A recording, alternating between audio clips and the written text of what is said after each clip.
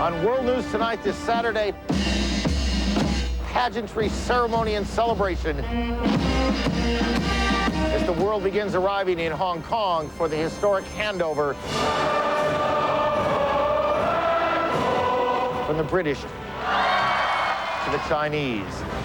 While Americans worry about the future of Hong Kong under the Chinese communists in Hong Kong, it is a different story to tell. 160,000 and taking no chances, how the wealthy in Hong Kong are protecting some of their most prized and expensive possessions.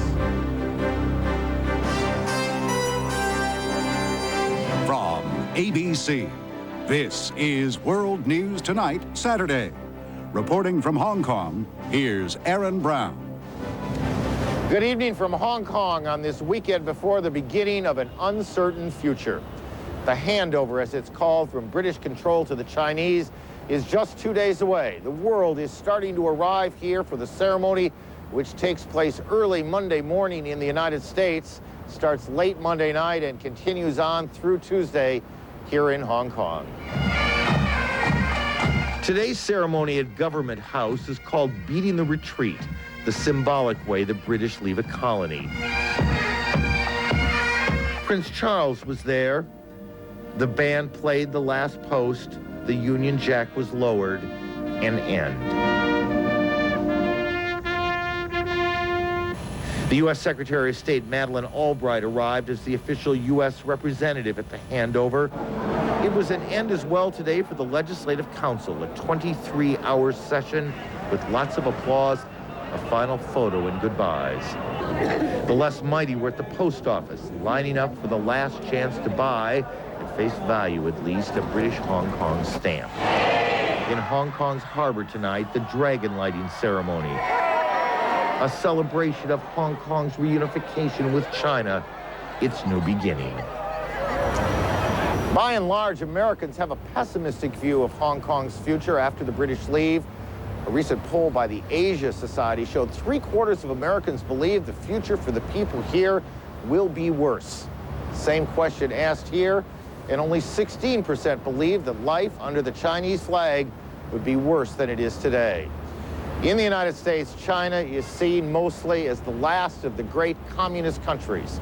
In Hong Kong, China is seen first and foremost as the next great economic force. And perhaps no place on earth appreciates economic power more than this place. Hong Kong has been building and rebuilding nonstop for 50 years. Change is the only constant, and the handover is change. Bigger than most, but just change. Well, there's no reason why the Chinese government want to mess up the prosperity and stability of Hong Kong. Optimistic, yeah. For myself, I feel it's good. I think it's good. Not happy, not sad. It's the same as before. If Americans fear for Hong Kong's future, it may be in part because we misunderstand its present, an easy thing to do. The press here is free and vibrant, but the right to vote only recently granted. Half the people live in public housing, but the per capita income is higher than most countries in the world, including Britain. Where the visitor sees optimism in the new construction, in the buildings, in the bridges, in the new airports still being built, David Pong sees his family's fortune. 60% of the rebar, the steel bars around which buildings are constructed, comes from his old mill. His new mill is a state-of-the-art, multi-million-dollar investment in optimism. You wouldn't put all of this money into this if you didn't think business was going to stay good, would you? Yeah, the style and the structure of the business will stay the same. The American experience, he reminds us, is so different. Democracy is a luxury the rich nations can afford, but it is messy and inefficient, too expensive for a developing nation. Think about India, he says, then you will understand. This very moment, there is a country which is celebrating 50th year of democratic rule. And that country's per capita GDP is half that of China. Americans, he says, must understand how connected we are already to China by our heritage, by a generation of business connections, and by our most basic needs. By ourselves, we can't survive. China gives us all the water. 80% of our water comes from China. If they want to turn off the water tomorrow, we are 30 days before we die of thirst.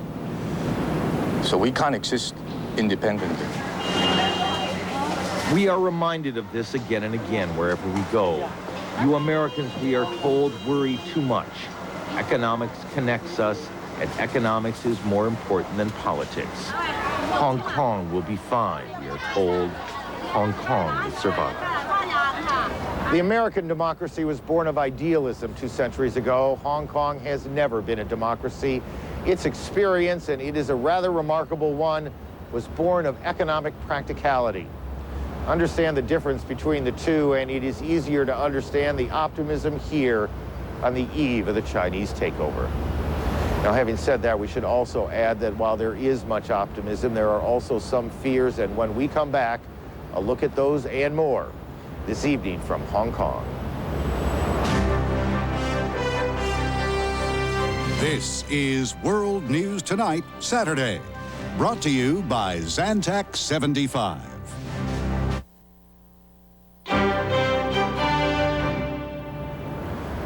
Of course, there are some concerns here. It would be naive to think otherwise.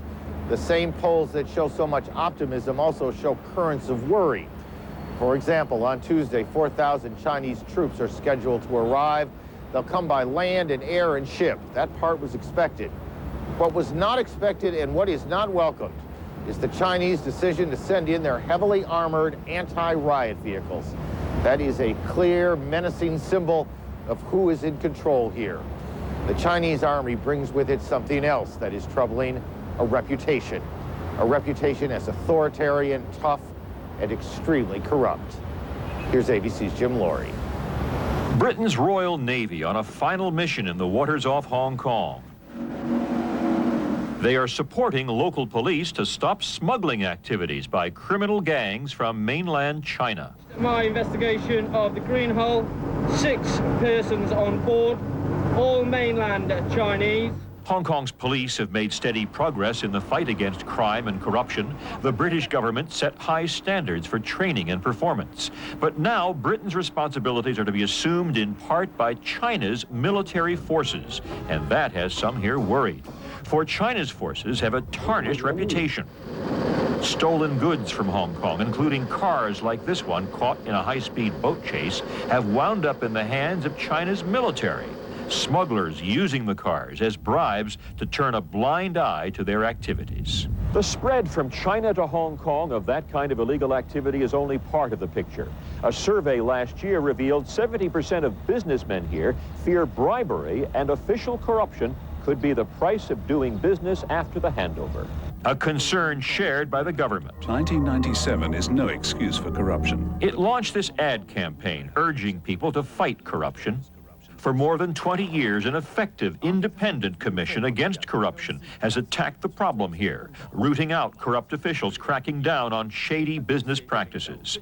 Now some believe their work is being undermined. Closer interaction with China is already blamed for a sharp rise in cases involving corrupt customs agents or immigration officials. They are now facing a very difficult situation. There's already evidence showing that the opportunity for corruption has been growing in Hong Kong because of these interactions.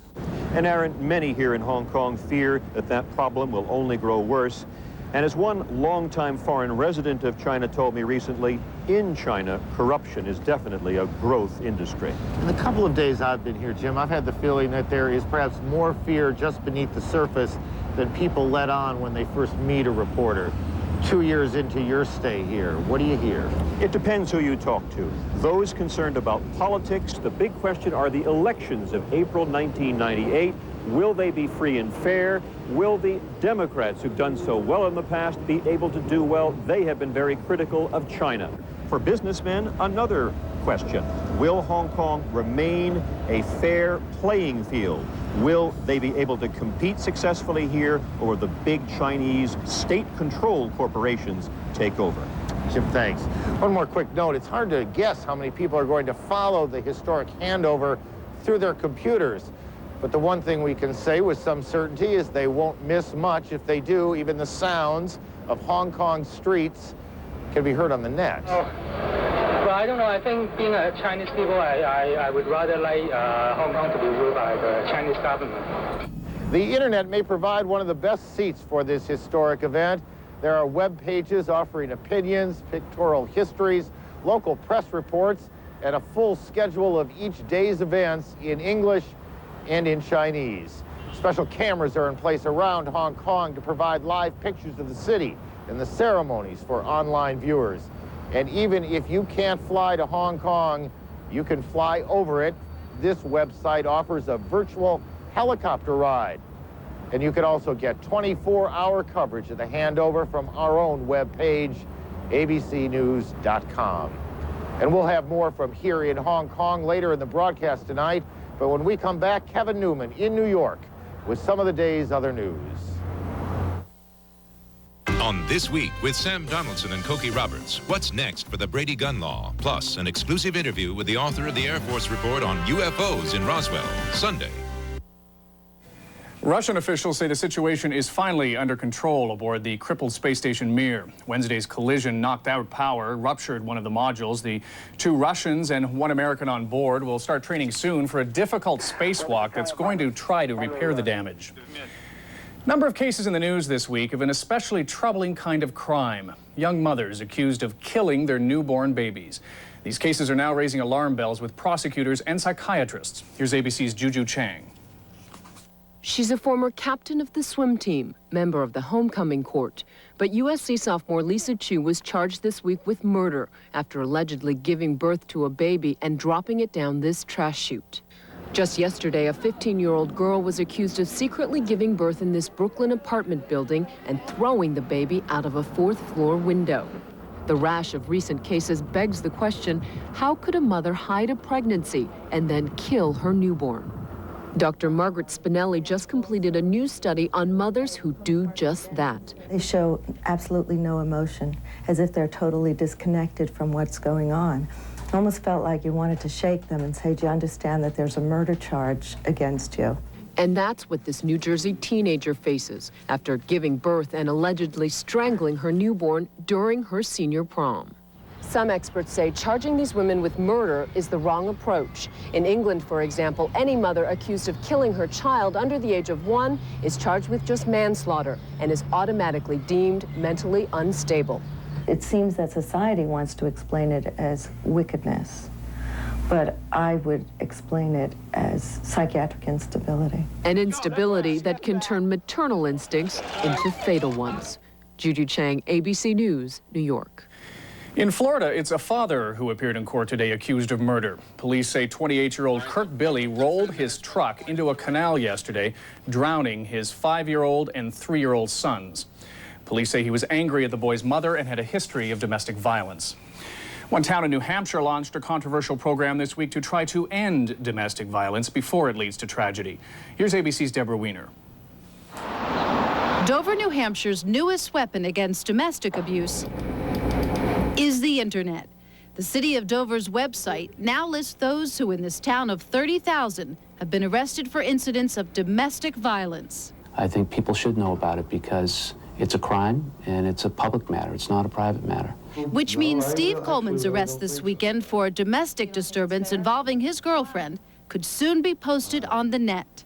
It's basically, I feel that like it's an invasion of my privacy. An invasion of your privacy? Yeah. Even though it's public record that this is what happened. Well, if somebody wants to look it up, let them look it up. The city's campaign began 4 years ago with measures against stalking and for victims' rights. Dover's crackdown on domestic violence is working. Domestic assaults are down by more than 1/3. There hasn't been a domestic-related homicide here in 5 years. But some say this latest tactic goes too far. This is the witch trials of the 1990s. Yeah. I think it's very sad. There are concerns that names are posted on the internet before cases go to trial. But the hope is that this form of public outing will serve as a deterrent to people like Steve Coleman, who has a history of domestic abuse. If your name is on the internet next month, will this stop you? No. What will stop you? More education. They're trying that too in Dover, a small city which is now using the most public of forums to attack an old problem.